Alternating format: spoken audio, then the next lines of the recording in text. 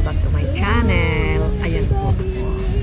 At kaya sumakay ako dyan sa likod. To be honest po, ang init. Ang init-init po talaga sa aking puwet. Walang kaya, oh my gosh, hindi ko talaga matiis. So, yan. Video na lang po tayo. At kaya may sombrero din ako. Sobra pong init. Hindi naman agad mapalamig ng aircon ang buong sasakyan. Dahil ang init-init po talaga sa labas. So, ayan.